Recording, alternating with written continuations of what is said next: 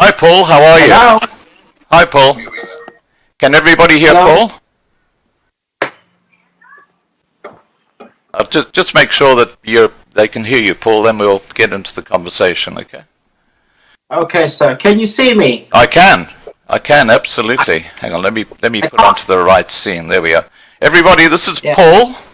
Paul is actually in the UK at the moment, but he lives in Lithuania, and he's setting up a new business which is involved in recruitment, and we'll be talking about that. But first of all, Paul, tell us a bit about your interests and occupation. You know what you do, and a bit about your background as well, just as a way of intro. Okay. So my background is from supply chain, international transport logistics, and I've been working in transport logistics, supply chain management for nearly 10 years now. Right. And last year I came across South African situation, with the whites. Yeah. And I was thinking, how could I help you possibly, Yeah. And I came up with idea to basically to help you out. Yeah. It's my little baby here. Cute. So I decided to start help people to come to Lithuania, Right. which is a good option, for white people. Right. What sort of skills are most needed in Lithuania, and tell me why they're needed?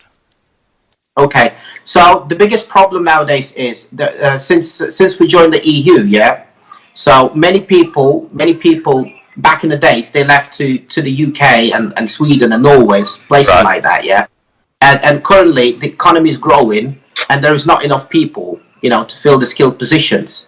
So they're bringing now people from countries like Ukraine, but I'm not very happy about that. But that's what's happening in our country nowadays. Right.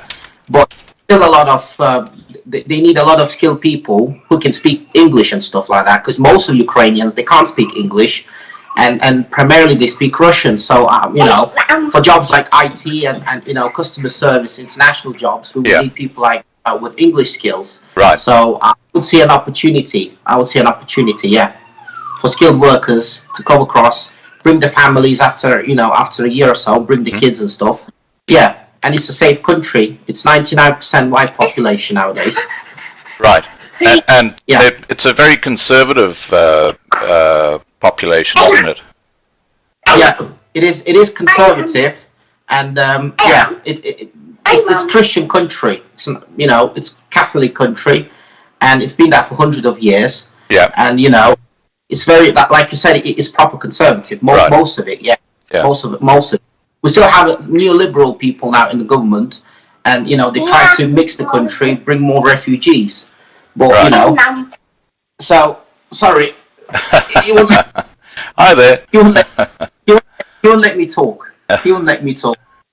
Sorry about that. He can join the conversation. So, you want to join the conversation? Yeah. Now he's gone all the time. So what I did some research. Yeah. I went to a job center in Lithuania. I had a meeting last week. Right. I had a meeting with officials, and basically there is an opportunity. They have a list of a hot list of jobs that will be needed in 2019. Right. And I'll get this by the end of December, this year. So by the end of the month, I'll get a refreshed list. Right. So that list will be like an easy way to migrate. Right. It'll be much easier to immigrate than going to other countries like Australia or Americas or anything like that. So they don't have the cost and the waiting time and all those things in Lithuania.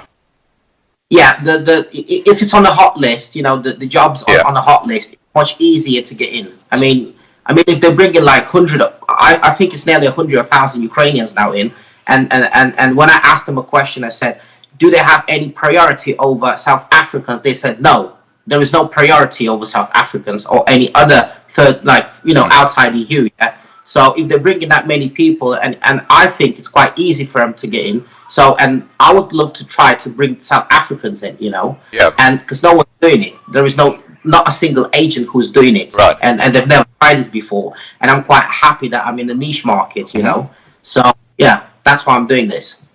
Now, the best way for people to contact you is through your Facebook page, isn't it? You know, Yeah, if they're yeah. interested in something, interested in moving. Yeah. Yeah. Yeah. Okay. So I think if you have problems over there in South Africa and you want to come to a white country, yeah, because you know you don't want to go to UK, because UK if you're not really living among black people in South Africa, you will see a lot of black people in the UK and even more. It's a lot of them nowadays, and a lot of Muslims and refugees in the UK. So Lithuania and all the Eastern Europe still, like even Poland and Estonia and Latvia, those countries, they're 90% white and Christian. So, 99% white. Wow. Yeah, it is 99%. Still, it'll change. I think that they'll try to mix the countries, you know. Yeah. And they're already doing this, you know. They're trying to mix our country up, you know. But the majority of population, they're not happy about mixing with Muslim and stuff like that. You know, they're not happy at all. Yeah. So I would say that South Africans, they're Christians and they're white, and they support democracy. They're the best option for us, you know. Sure. So we would rather South Africans in, you know, comparing, because we don't want to get all the Muslims in, you know. That's my opinion. Yeah. And it's a lot of people think that way. If you go like countryside, speak to someone there. If you, even, you know, the neoliberals, it's a small percentage. They'll say completely different thing. They'll say, oh, we want to accept all the refugees. We want to accept this, that. Well, the majority of population, they're against, you know, these fake refugees, you know. Yeah. And they're protesting, you know, they're not happy. So we need to fight. That's why I'm here to you know, because you have 4.5 million white people in South Africa, and you have, according to my statistics, you have over 1 million people who are in the poverty in South Africa. Yeah, it's something like that. I mean, yeah, I'm talking about white people. Yeah, white people. And then you have 2 million people in South Africa, according to my own South African statistics. Yeah, about 2 million people who are like so-called middle class, but they're on the brink. I mean, anytime that middle class, they can become poor and homeless.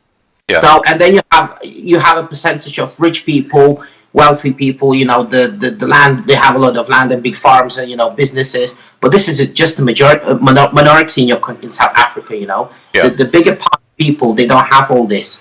Now, tell me, hypothetically speaking, let's say I'm a white South African and I'm living in poverty, and you know I haven't got two pennies to rub together. Is there any chance I could apply for a job in Lithuania if I had those specific skills? How would that work? That's where we would need to start working or create, for example, a charity, a charitable organization to support South Africans who's got the skills, who's got all the diplomas and qualifications, and, you know, all the knowledge and experience. So basically, they could go through immigration process without problem. So if we create a charitable organization, and you know, like they have nowadays, so many organizations for black kids in Africa, you know, stuff like that. We need something like this to support the workers. So it will come through donations. So if someone's really poor and they meet the criteria, so they can migrate, they will be accepted by the embassy and everything. So that organization would help them buy tickets, give some money, you know, for accommodation and moving abroad. I don't see any other option, to be honest. Okay, now let's look at another scenario. Let's say I've got the money for a plane ticket. What other costs will I have to look at to actually get employment in Lithuania? Okay, so ideally I'll be looking, for example, if there is a person and there is an employer, and employer wants this person, since they had a few interviews, there will be interviews online, you know, like on Skype, Messenger, or whatever, or WhatsApp. So people would get to know each other, and it wouldn't be just one, it'd be like few interviews, So if the employer's happy, and he says, yes, okay, I want this person in Lithuania, okay, then I would be pushing, you know, I'll be asking the employer to organize accommodation or, you know, studio flat or somewhere to live prior to going there. You know, because I understand it's very difficult for someone to come from abroad, without having where to go, accommodation. You know, they will have a job, but if they have nowhere to live securely and, you know, with all the bills and everything that officially, that's not a good option. So I'll be asking the employer to provide with a place to stay. Yeah. So the person would need to buy a ticket, and they would need to have some means. It's not a lot of money to support themselves for a while. The cost of living there is quite low, isn't it? The cost of living is not. I wouldn't say it's low. It's picking up now because we have euro currency, so it's all run on euros. Yeah. Right. So you can imagine, the prices, they're not very cheap anymore. They used to be cheap before 2 years ago, when we had our own currency, it was much cheaper. Yeah. And now we're reaching the European level now. So it is, some prices are European prices, like petrol prices or diesel price, or even electricity prices or gas prices, the same like in Europe. Yeah. You know what I mean? So yeah, but there is an opportunity, and if there is a need of people with skills. Yeah. So for example, in the UK, for one job, if there is IT support or something like that, or any management job or engineer job, there'll be like thousands of people applying for one single position. Right. Of people somewhere in London, there'll be thousands of people applying for one job. In Lithuania, it'll be like 10 people, 20 people, 50 people maximum for the same job, even less. Right. You know what I mean? Because there's a shortage of people, and they need people to do certain jobs. So when they have a shortage of people, they'll have to accept people. This is how I see things. So it'll be much easier to get a job. Right? Going like London. In London, you have to apply, and you have 10,000 people applying for the same position.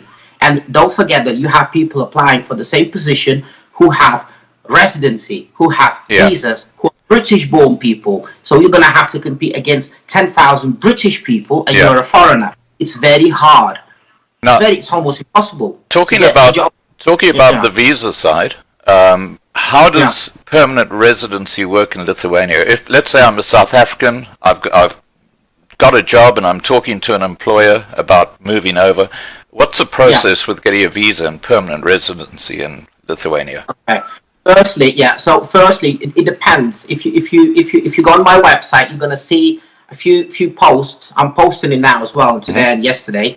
You have a lot of posts there, about immigration process. So it depends on your skills. It depends on the job that you're gonna get. Yeah. You have so many different schemes there, but basically for the first year, the person will be on a temporary visa, and after like few years, you can get a permanent residency after 5 years.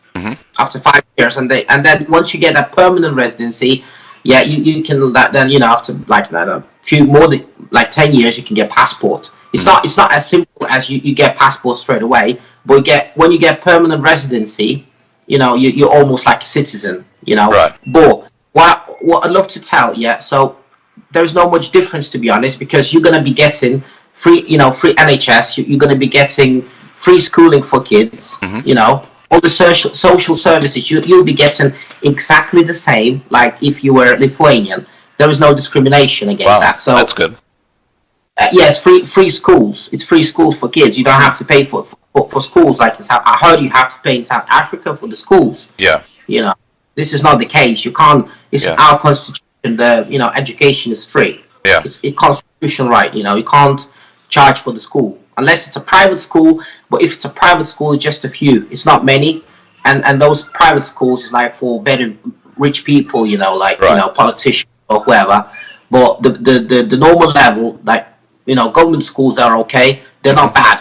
Really good. You don't have shootings. You don't have people coming with guns shooting each other. Yeah. You don't have people coming with knives and stabbing each other. The crime level is tiny. Yeah. The crime level is it's one, like Vilnius is one of the safest places in Europe. The capital city. Yeah. And even the smaller places, they're safe, because if you call a police, or if you call call a police and say someone's got a gun or someone's got this and that, they'll come in 5 minutes. They'll come straight away, and there'll be no playing games. People get arrested and dealt with, because the police, they have, so it's safe. The police is quite good, to be honest. Right. Yeah. So just so we're totally clear on the cost side, the only cost for someone who applies for a job and is successful in getting a job in Lithuania is the air flight, the one-way air flight to Lithuania. That's the only cost that he has, or she has. Okay. So Okay, okay. There will be no charging for anything else to do with paperwork in Lithuania. Yeah, the only things that because the person will have to be in, if you are in South Africa, so you're gonna have to go through embassy. Yeah. And the embassy will ask you to do some translations, to get the apostille, put, like, if you have a college degree or something, you're gonna have to put the stamp. So I'm not certify it's true. Yeah, in South Africa, Yeah. So you're gonna have to make sure it's legal, it's real. The education is not fake. Yeah. And stuff like that. Those costs and translation costs, those costs will come under the person who's willing to go, because I can't pay for that. Yeah, that's obvious. Yeah, and all the documents in Lithuania. Yeah. Will be included in the cost that I'm charging the employer. Right. So the applicant doesn't pay a cent, basically, except for doing those documents. Yeah, the documents, the documents to do with, process in South Africa while they're in South Africa, going through embassy. Yeah. Yeah. That'll be entirely up to a candidate, because he wants to leave the country. Sure. And so I'm not paying, but anything to do with Lithuania, to start working, and those costs, before a person gets to work. Yeah. It'll be paid by employer, because that's how normally they work. Right. That's how it works normally. So there are no migration costs related to the application, because in Australia, for example, I think it costs something like 150,000 rand to get an application before the embassy. It's horrifically expensive. Now, Lithuanian is not expensive. If you go to Pretoria, we have an embassy in Pretoria. So the visa application, it's like around 60 euro or something. It's not. Yeah. It's below 100 euro. It's less than that. Yeah. So it's not. It's still, the prices are not like you don't have to pay 1,000 euros just to get a visa. The visa is quite cheap compared to the rest of the world. The only cost will be probably translation. You're gonna have to translate your documents, because they don't accept in English or any other language. They want to see a copy, certified copy. So in South Africa, there must be a place, a translation bureau. I'm not recommending anything, because I don't want to be I don't want to be saying that I'm telling you where to go and translate your diplomas and certificates, because you might think that person's paying me back. No. So you're gonna have to find your own translation bureaus. Yeah, and translate. Yeah. I migrated from South Africa a long time ago, and what I did was I took my documents to the police station and had a copy, and they certified it as a genuine copy. Okay. That was then given to the embassy.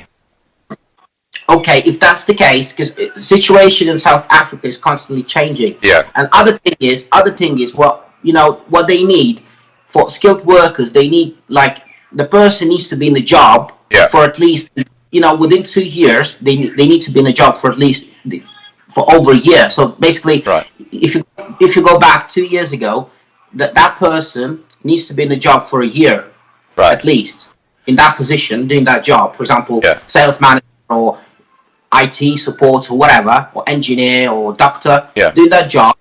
Yeah. So the problem with, to be honest, I don't know how it works in South Africa. How you're going to prove that person's been doing this job, or because I don't know who's going to prove it. If you have nearly a civil war there, so the government's in a mess. The government's in a mess. Who's going to do all that paperwork? Who's going to confirm, for example, who's going to confirm that person really worked at that job for a year? Is there any body? Is there any government agency who's got the data to say that person was employed? I don't know. How does that work in South Africa? Because I don't get that data on the internet. Look, I'm sure that there's got to be a way, because there are people migrating from South Africa to other countries all the time. So it's just a question of, I think, just going to a police station, having your documents certified, and that might include letters from employers and things like that. But I just want to get back to this cost factor, because there are a lot of very skilled South Africans who are living in abject poverty now, and they would be a perfect target market, because that would give them a new start and get their families going again. and a lot of Okay. them are really hard-working people. Now, would there be an opportunity if an employer in Lithuania sees a candidate who's got absolutely perfect skills, where the Okay. employer could actually pay for the airfare for that guy to go over, or that woman to go over, and then take that off the salary that he pays that person? I mean, that I'm just trying to think creatively here. Is that something that employers might look at? I've heard of employers doing this. I've heard of it. Mm-hmm. But if you go if you do it legally, I mean, if you declare all this on their wages, Yeah. it's against the law. You know, Oh, it's legal. okay. Right. Yeah, it's illegal. Basically, Lithuania, it's illegal to deduct for such things. It's against the law. Yeah. But I heard that people did that. They did that for, I think, for Ukrainians or some. Yeah, for those Ukrainian drivers, the truck drivers, they did that, and then the Ukrainians complained, and then they went to the government. They complained about the agency, and then the agency had a fine to pay, and there was a problem on the newspaper, because said this is corruption. So I think from what I can understand, it's illegal. To deduct from salary. Thinking creatively again, let's say, for example, the salary offered is, say, €1,000 a month. I mean, you could then, in exchange for paying for the airfare, reduce that salary to, say, €900 per month. And there's no deductions, that's your salary, €900 per month. So the extra 100 is then used to repay the loan, and then after that's repaid, then he can get a salary increase. Okay, so basically, things like that could work. Yeah. But we need to be 100% sure that person will take the money. For example, in South Africa, will take the money, and that person will come to Lithuania, not just to take the money and run away and hide and stuff like that. It's very hard. I'm going to have insurances, Yeah, the ticket could actually be bought in Lithuania, and then you can't do much except use the ticket if you send them the ticket and not the money. Okay, and what about other fees? What about other fees? Like you need to have some money on yourself, like on you, go through customs to prove that you can sustain yourself. Basically, that means that the employer will have to send the money as well to the bank account or something, so they can take the cash, and when they go through immigration, they can prove that they have some money. Yeah, I'm sure that families will be able to help people who are migrating. So I'm not talking about small amounts of money, like 1,000 or 2,000 rand. I'm talking about the actual plane ticket cost, which would be quite a sizable sum of money. But look, these are things that we can, or you can have a look at and talk to people about. I think most people in South Africa would have the money for the flight anyway. I'm just looking at people who are in abject poverty. Yeah. So those people, I know there's over 1 million people. Yeah. Are in the deepest poverty in South Africa. And some of them are highly skilled people. I know. Because I've got contact in South Africa, and she runs the charity. Maybe I can speak to her about this. Maybe I can speak to her. Maybe, but the problem with these people will be they will not be able to prove their experience. I mean, they won't be able to show me that they worked last year. Yeah. Unless you create in South Africa, you have some contact somewhere. Yeah.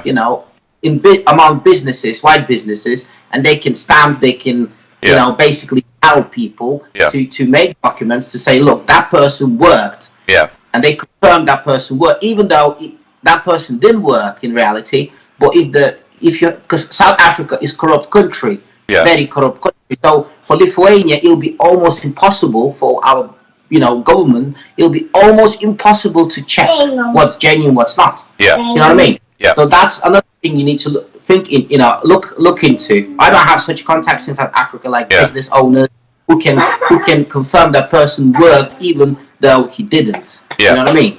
That person will be able to go through migration and say, look, I worked, even though he was in poverty, he was like homeless or something like that, without a house.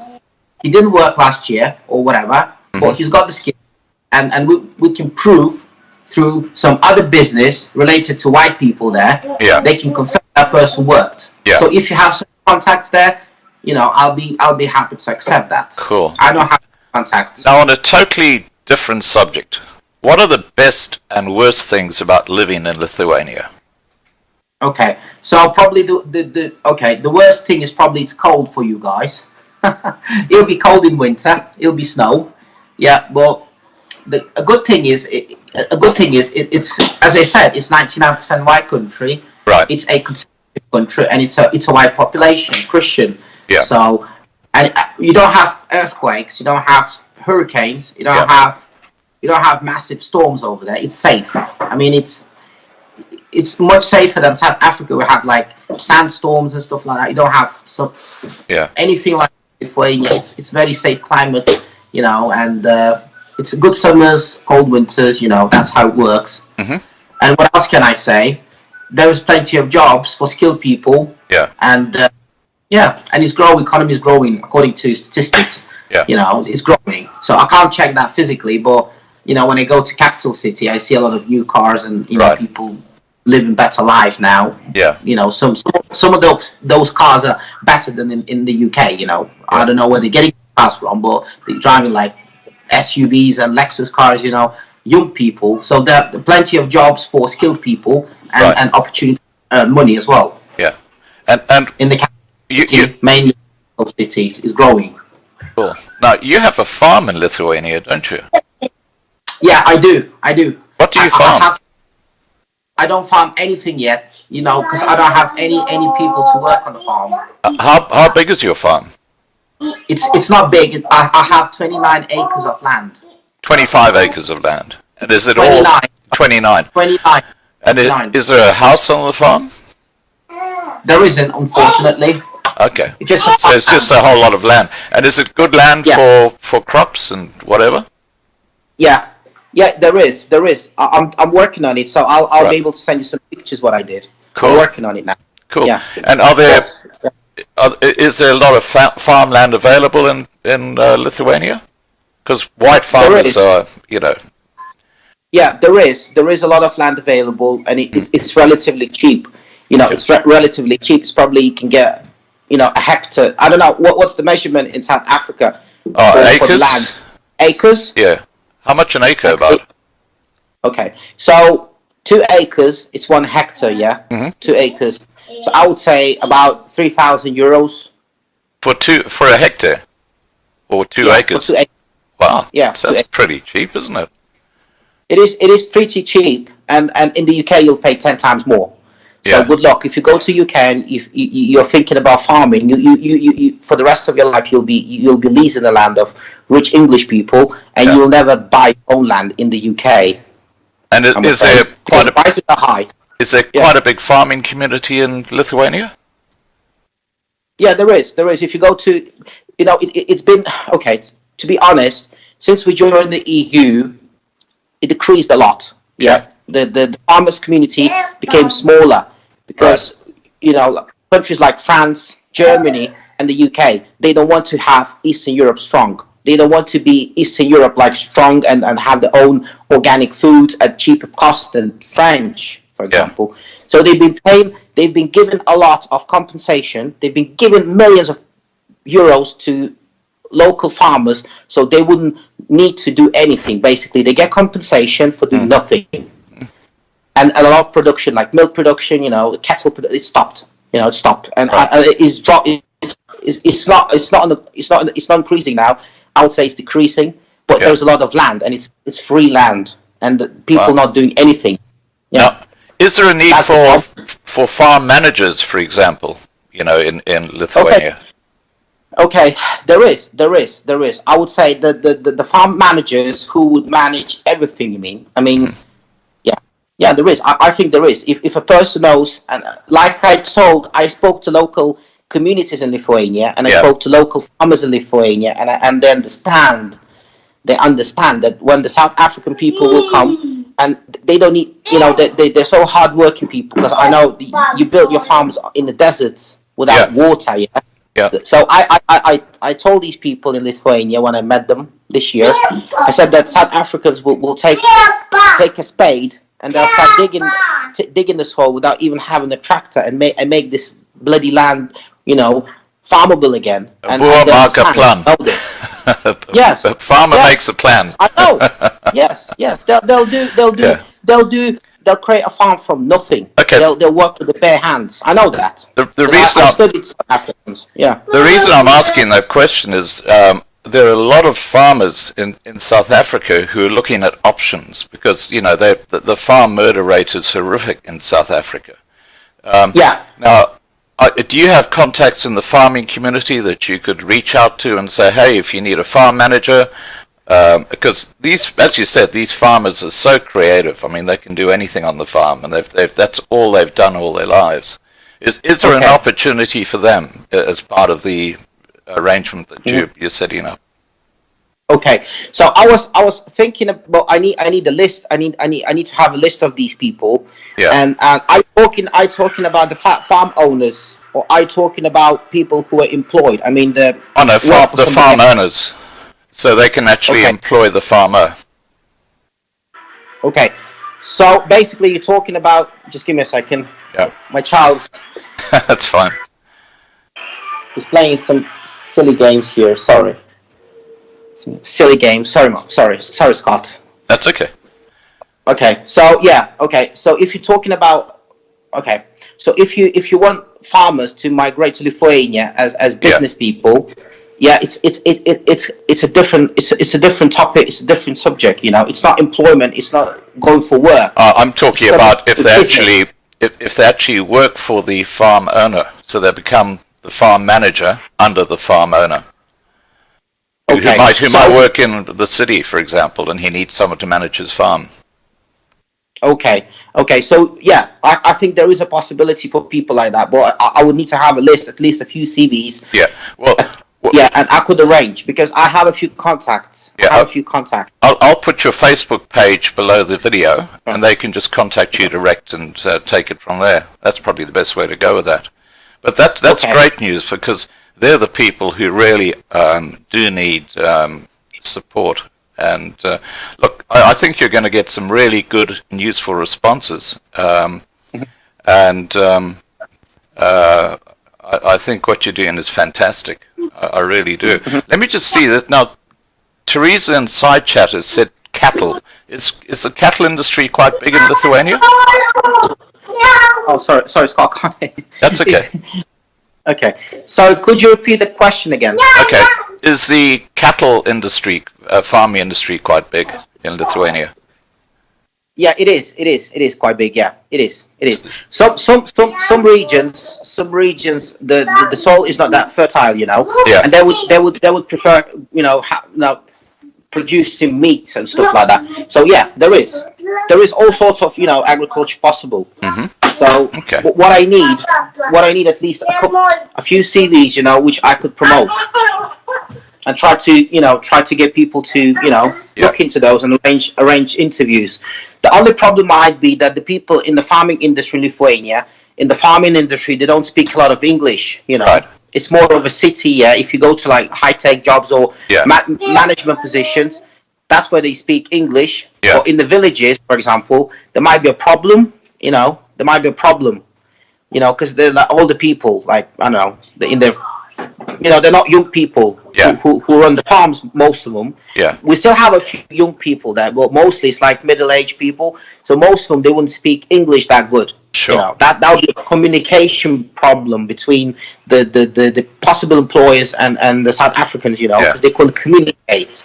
Yeah. Well, that's a bridge you can cross when you come to it. Yeah. Okay. Yeah. That's really, really great, Paul. I really appreciate you spending the time to talk to us. Is there anything else you'd like to add about your service that you're offering South Africans? Okay. So I'll tell you only one thing for South African population. Yeah. So what I heard in South Africa, the agencies that offer you to migrate abroad, they ask you thousands of dollars. Yeah, they do. Thousands of euros, whatever, thousands of pounds, just to leave the country, and people end up nowhere. You know, Yeah. they pay the money and they end up nowhere because they don't have jobs abroad. They don't have jobs abroad. What I'm looking at is basically, you know, when I have a database of people, or at least I have one good CV and a person who's got, you know, can migrate, and then I start looking for employers. That's how I'm going to work. Right. And I'm going to charge the employer, not the person. So they don't pay a cent for your fees. Yeah. They don't have to pay for any consultation fees, for any recruitment fees. They don't have. The only things they're going to have to pay is like migration, these, you know, like translation. Their own visas and their ticket. Yeah, because I'm not authorized, you know, I'm not authorized to talk, you know, on behalf of a candidate at embassy. The person will go direct to the embassy, yeah? Right. They'll have instructions that they're going to have official websites. Everything is open. It's not hidden, you know, it's not a hidden book, yeah? It's an open book. So they're going to go, they can check my website, you know, they can see everything there. So they read the process. When there is a job, once they had interviews and the employers have to go ahead, they're going to go to the embassy, and the embassy then will help them as well. Right. Because they will have to, because there's an invitation letter from Lithuanian employer, they're going to have to help. This is their duty and this is the law. They're going to have to help the person. Well, it certainly sounds sounds a lot easier than other countries. Yeah, it has to be, because Lithuania is a small country. Yeah. Very small country, yeah. All right, that's fantastic. I'll just see if there's anything in the side chat that I've missed. Okay. So I can throw those questions at you. Give me a second, would you? Okay. In the side chat, while I've got Paul here, is there anyone who's got a question they'd like to ask him? Just write in the side chat, and I'll talk to him about it. Stop it. Okay. I've got a text or a message here from one of the people watching, from Dimsha, who says, milk farming, is that quite a big industry in Lithuania? Yeah, it is a quite big industry, yeah. But the farmers moan. They complain about, you know, low prices of milk. You know, when you sell it industrially at the big scale, you know, they moan. They're not happy about it. They say they should pay more. Yeah. You know, there is a lot of industry going on milk. Yeah. Okay, so there's milk farming. Organic as well. Organic farming as well. Yeah. Okay. Yeah. All right. I think for farming. I'll just look at the latest ones. Yeah. Oh, someone's asked about medical aid. You said that's free. The hospitals and all that. Okay, the hospitals. Okay, so when you come officially, and when you on the books on the system, you're not illegal. You're legal. Yeah. Basically, you're being treated like the rest of the people. Some medicine you have to pay for at a compensation level. Yeah. Some of them are free. So it's not like I couldn't say it's like the medicine, when you have to buy medicine, some of them you have to buy, but some of them it's being compensated up to 80%, you know. Right. So I'm not a medical specialist, I couldn't answer that question, but certainly you can find that information on Google. But you can go to a hospital free, for example. Yeah, like surgery, surgery, like cancer treatment, like trauma, whatever. You've been hit by a car, you know, you have a cancer, whatever, they treat you free. Okay. Yeah, all the serious things are free of charge. Yeah. What about pensions? Okay, the pensions, it's a long shot. So you're gonna have to be paying for a lot of years, you know, in any other country, you know, to get your pension. Also, you can have a private pension like in the rest of the world. So you can have a private pension fund, you know. But as you know, in the world, if we go another 20 years ahead, there might be no pensions left, you know, or there might be so little, like in the UK. The state pension is so little, you can't pay your bills, you can't pay your rent. Yeah. You know, if you're homeless, if you haven't got your own property, when you get to your pension today, you get like £100 a week. So it's not enough even to pay for your, you know, rent or your car insurance, you know. Just same in any Western world. Yeah. Just talking. Unless you have your private pensions. Talking about the elderly, if a young fellow, say in his 20s, comes across on a a skills basis and gets a job in Lithuania, can he get a parental visa once he's settled in for his parents? Okay. If he needs to look, if he gets a blue card, as I mentioned before, if he gets a blue card, right, he can then bring his relatives, but the blue card, it'll be only obtained after a year or two, of your working and tax, So it has to go through. It's not as simple as you just go straight there. You get a job, You need to sort your documents, and you need to become like a resident or something like that, become like permanent resident, or get a blue card. The blue card, but you only get it after a couple of years. You can't get it straight away. Right. So the family could come over after a few years, basically. Yeah. The possibility is that people bringing families over, and they bring kids and a spouse. That's priority. There is no argument about it. I'm not sure about your grandma, about your grandpas and stuff. I'm not sure about that because I haven't touched that subject, because it's like I'm looking into like younger people, middle-aged people, about kids and spouse. That's what I'm looking at. I'm not looking about further relatives, because it's like, then you can start looking for cousins and No, I think that's understood. But it's like far away from from what I'm looking at. Well, I would spend all my day just reading about law, Yeah. Well, what's a minimum age that someone can actually come through on the skills basis? There is no minimum age. So if they've got a university degree or something like that. Oh, sorry. Yeah, okay, sorry. I thought what's the limitation of age? There is no limitation on age. You can be 70, you can be 60, you can be 50, whatever you can be. Yeah. As long as the people invite, there is an invitation from the business in Lithuania, and they're inviting you to come over. Yeah. There is no problem. Yeah. About the if you're 16 years old, you will not have higher education or college degree or anything like that, or even loads of experience, because you're only 16 years old and officially can start working at the age of 18, isn't it? Yeah. So I would consider people between between 20 and 30 years old. That's what. That's your main target market. I wouldn't say it's my main target market. I would say whoever's got the criteria to go through immigration. Yeah. Yeah, the skills and the experience we need to prove to the migration center. We need to show that person worked. Okay. Yeah, so he's got experience, and they need to be happy to put a tick on the system that person's got experience. Right.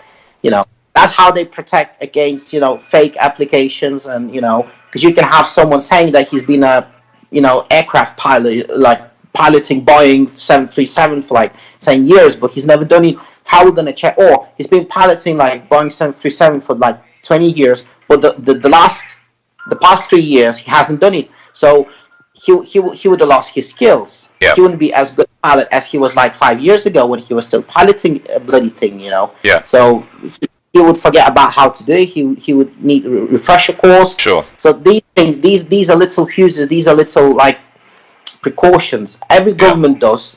Yeah.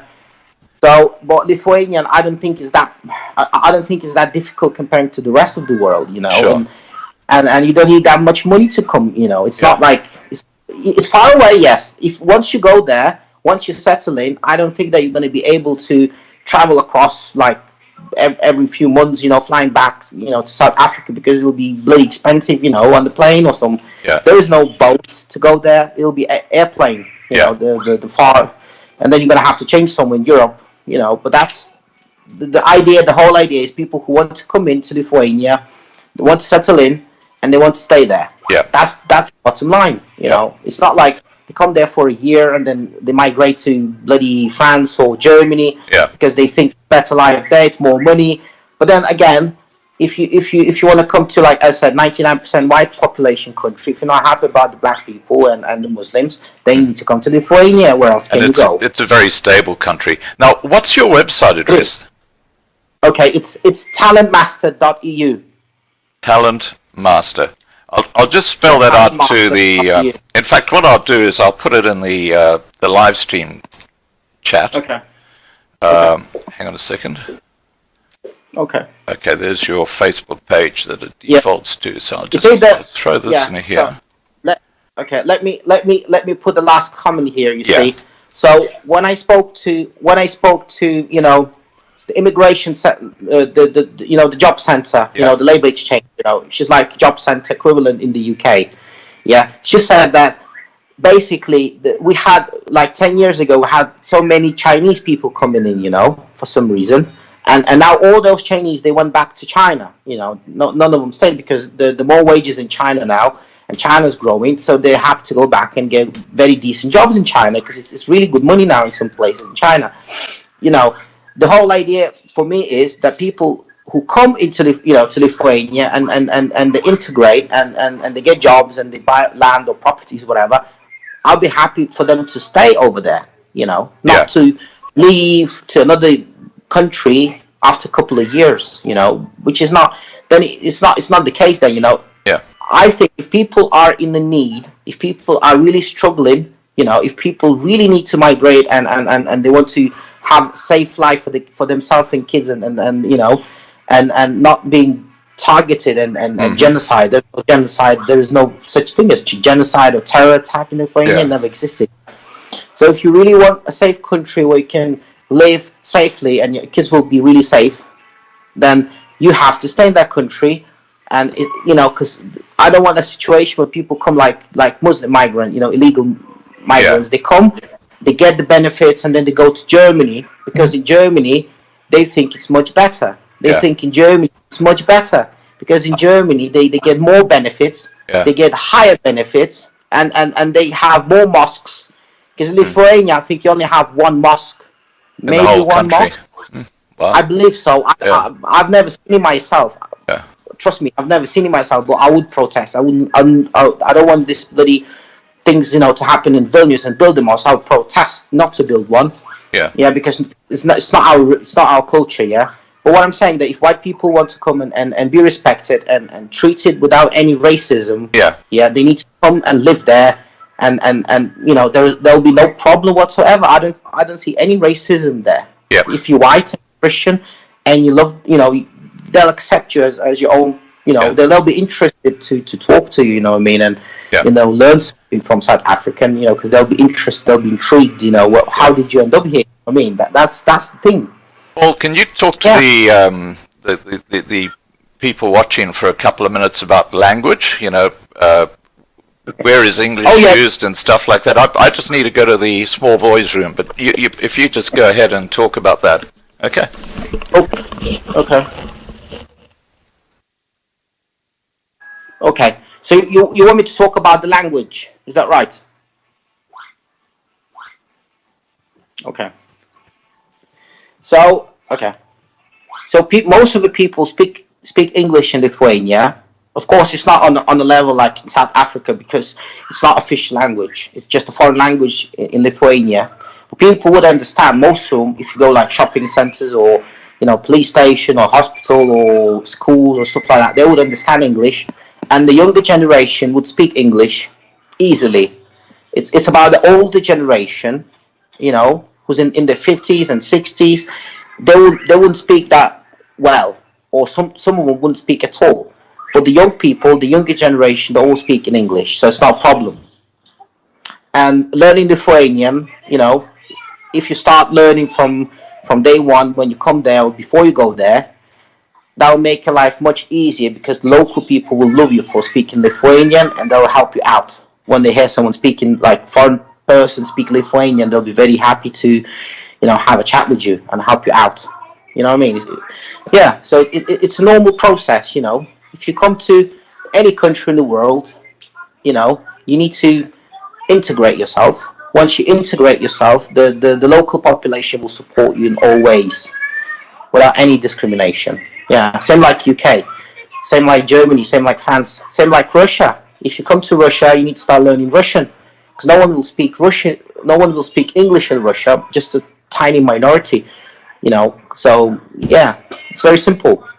But for the beginner, you can speak English. Also, about African language, you can easily practice your language.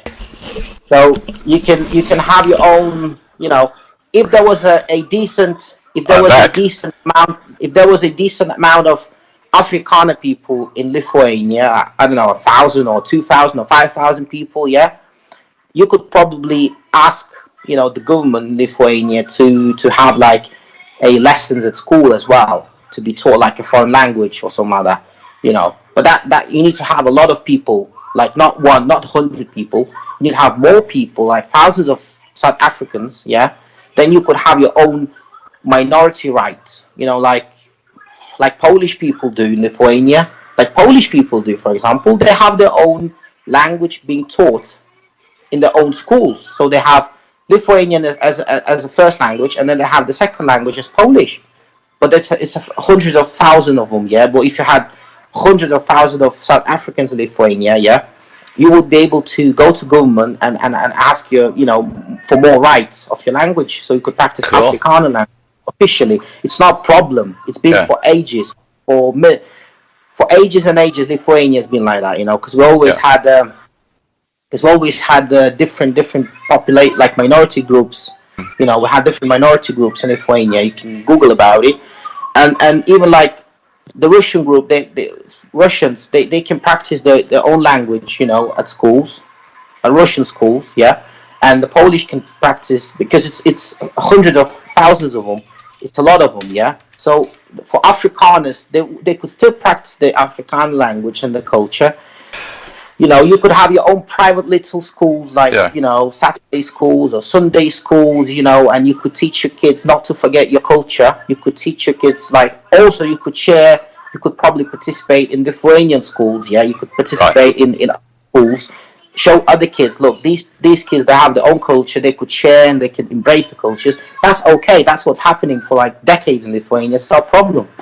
Yeah. Okay. We don't have such discrimination like in the UK, for example. I would consider the UK, they're not really tolerant country. They're only pretending to be a tolerant country. Right. Just political correctness, But I don't think it's more tolerant. No. Paul, what I'm going to do is I'm going to save this video onto my live stream channel, and then I'm going to cut it up into two, because we actually had two conversations today. And I'll put it on my main channel, which has got a huge following. And what I'll do is I'll put your links below, so that people can just email you direct or contact you direct. All I am is a messenger, that's all. So, I won't be involved in what happens from here. But I would like to keep in contact with you, so we can sort of see what's going, and maybe talk to people who actually apply and get a job in Lithuania, so we can actually, show that the process is working and so on. Yeah, that would be nice. That would be really nice. Yeah. I'd love to get the first person across. Yeah. Send it through and see how it works, because no one's done it before. Yeah. No one's done it before, and there is no experience in working with South Africa. Yeah. And the last thing I'll tell you, the first thing when I mentioned South Africa as a country, but I didn't mention about the white people. I didn't mention on purpose. Yeah. When I speaking to a government woman, the specialist from Job Center, she said, "Oh no, it's a bad country," and I said, "Okay, well, I'm planning to bring in the whites, not the blacks," and she was, "Oh, okay, that's different. That's a different story." All right. Well, look. Oh my God. It's been wonderful speaking to you, and thank you so much for reaching out to South Africans. Thanks everyone. Thanks everyone. And as I say, I'll put your links below the video. And have a great evening. You too, guys. See you later. Okay. Take care.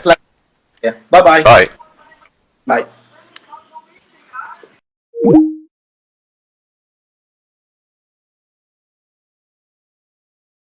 Okay, where are we? It's been a long day, hasn't it? All right, guys, we're back.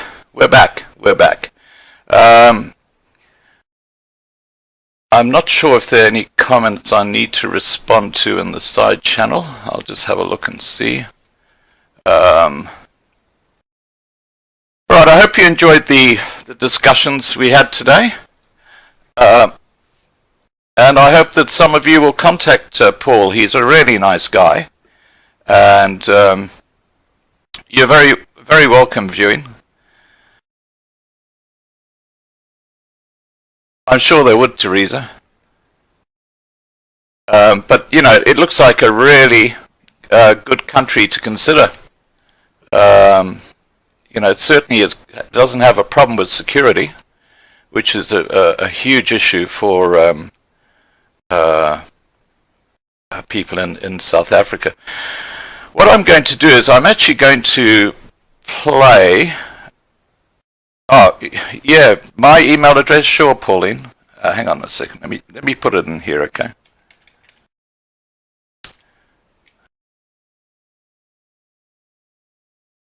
And please remember, if you've got videos that are relevant to my channel, please always send them to me by email. I'll have a good look at them.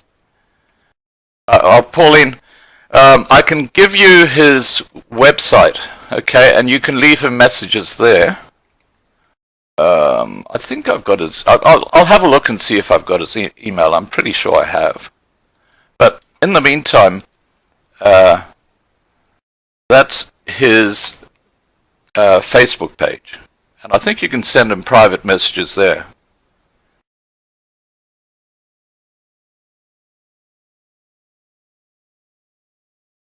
Alright, well, I'm going to play a video about Lithuania so you can get a good feel for what it's all about, okay? Hang on, this will just take a minute to get this in the right place. Okay.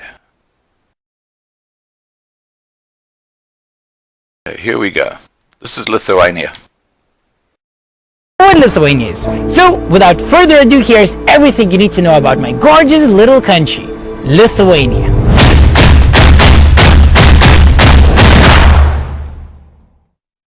Over 2,000 years before Christ, the Baltic tribes occupied the lands of the current Baltic states. These Baltic people traded amber with the Romans and then fought the Vikings. In those times, only one small tribe was known as Lithuanians, but it was this tribe that consolidated the majority of the other tribes. This process accelerated under Grand Duke Mindaugas, who became a Christian, received the crown from the Pope, and became the first and the only king of Lithuania in 1253. After his death, the Grand Duchy of Lithuania fell back to pagan ways, leading to a centuries-long conflict with the Teutonic Knights. In the 14th century, ruled by Grand Duke Vytautas, Lithuania became the largest country in Europe, stretching from the Baltic to the Black Sea. In the 16th century, a new threat came from the east, with Moscow rapidly gaining power. In response, Lithuania and Poland formed a Commonwealth in 1569. However, the Commonwealth lost a series of wars, and in the late 18th century, the country was divided among the three superpowers of those times, with the main Lithuanian lands falling under Russian control. By 1865, printed Lithuanian language was banned. However, knygnešiai, literally book carriers, kept the Lithuanian language alive by smuggling banned books and setting up illegal schools in villages. Then, after World War I, Lithuania managed to once again become a free country called the Republic of Lithuania. The short period of freedom was cut short again by World War II. Initially, Lithuania was occupied by the Soviet Union, then the Nazi Germany, but eventually fell back to the hands of the Soviet Union again. In this era, hundreds of thousands of people were killed or expelled to Siberia in cattle carriages. The Soviet occupation lasted for 45 years and only ended in 1990. A massive independence movement was established and made it clear that not even the Soviet machine was able to suppress the Baltic people's will for freedom. One of the biggest achievements of the independence movement was called the Baltic Way, which was a peaceful political demonstration organized in 1989, when 2 million people joined hands, forming a 600-kilometer-long human chain through the Baltic countries, thus demonstrating unity in their efforts towards freedom. Finally, on the 11th of March 1990, Lithuania became the first Soviet-controlled territory to restore independence and has been a fast-growing country for the last 28 years. In the 21st century, Lithuania has become a super fun European country that's been run by an awesome woman president for the last 9 years. She's so cool that even the president of the United States of America fights for her attention by shoving people around. Where are your manners, Donald? What's happening? We are disputably known to be the geographical center of Europe. Sorry, Poland and Ukraine, you guys haven't built a memorial for the center of Europe, so I guess we are the center now. Right here. Yes.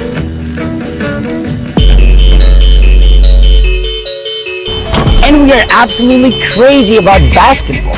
Most young kids try themselves out playing basketball, and some of them grow up to be great players, like Arvidas Sabonis, Žydrūnas Ilgauskas, and Jonas Valanciunas. Vesely, up fake, strong move! Even the Soviet Union's national basketball team at one point was comprised of 4 out of 5 Lithuanian starting players, and we are one of the only 3 teams in the world that have beat the United States at the Olympics after 1990. Foul, Odom, and the United States has lost to Lithuania. A tiny country of 3 million people no one knows about beat the United States of America at the Olympics? Oh, that must have hurt, bro. Our most famous dish is called Zeppelini, named after a Zeppelin airship. It's these huge potato pastries with meat inside and sour cream on top. We also have vedarai, which is pig's intestine stuffed with meat and potatoes and sour cream on the side. If you're looking to gain another few extra kilos, check out Žemaičių blynai. Next level potato pancakes that are filled with meat and, yes, you guessed it, sour cream on top. Last but not least, let's not forget my personal favorite, the infamous, the legendary, the one and only, my boy, šaltibarščiai. Yes, your eyes ain't playing you. It really is a cold pink beetroot soup with dill, onions, eggs, potatoes inside, and of course, sour cream on top. Lithuania boasts 4 very distinct seasons. Autumn, when it's raining all the time. Winter, when you pray you won't freeze to death today. Spring, when the nature comes alive with the most magnificent colors. And summer, when everyone's out on the beach trying to soak up enough sun for the whole year. Spoiler alert, it never works out. Ooh, yeah! We have tons of lush forests, countless huge lakes, and magnificent coastal dunes.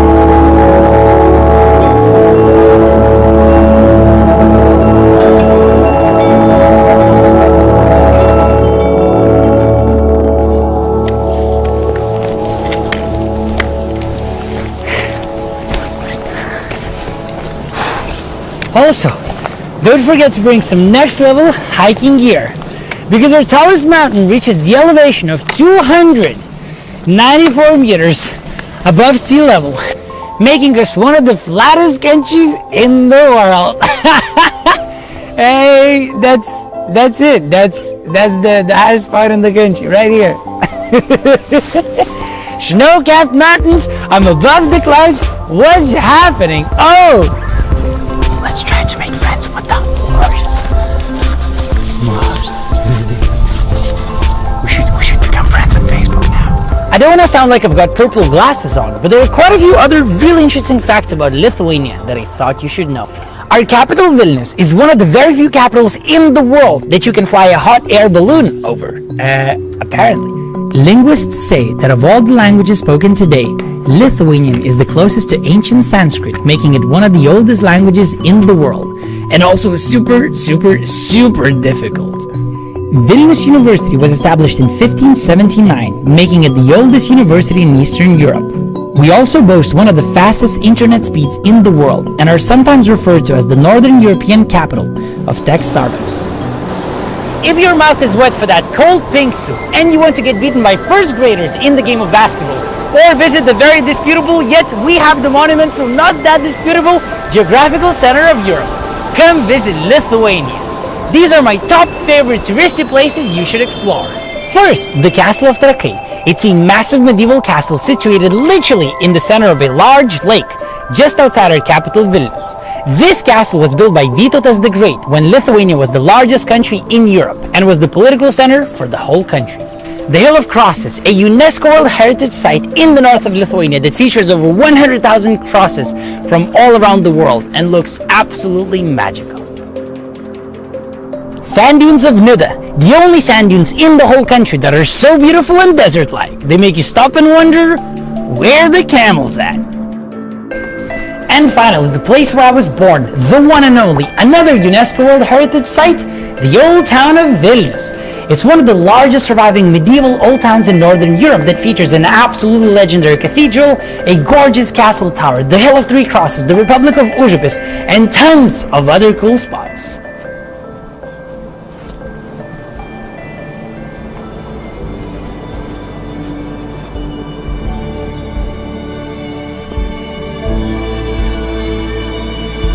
Now that you watched the whole video, you need to promise me two things.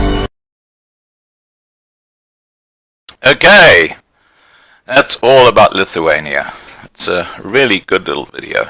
Alright guys, I know it's getting really late for those in South Africa. I hope the two interviews were useful. I will put the links below for the Boer Legion and also for for Paul, who's involved with the Lithuanian recruitment scheme. If there are any messages you'd like to send me before logging off, please just put them down now, and I'll see if I can help in any way.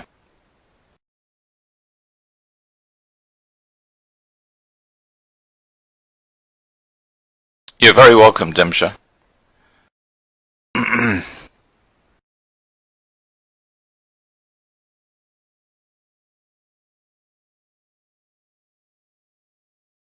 Glenn, why don't you put your email address down here so that these guys can contact you? I'll authorize it. I think I have to authorize it, but that's fine. You're very welcome, Lorraine. Good night. Have a good night's sleep.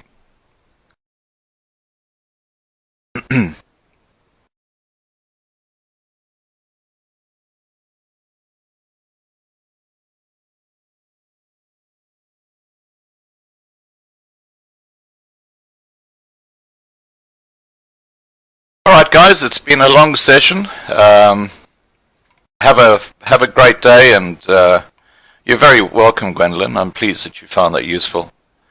Have a safe week coming forward, and watch out for my videos on my main channel, which just by way of letting you know, in 2 weeks I should be able to put the live stream back on my main channel, because the strike that I got nearly 3 months ago will have expired, so we'll probably then move back to the main channel. Alright guys, take care, alles van die beste, and tot ziens.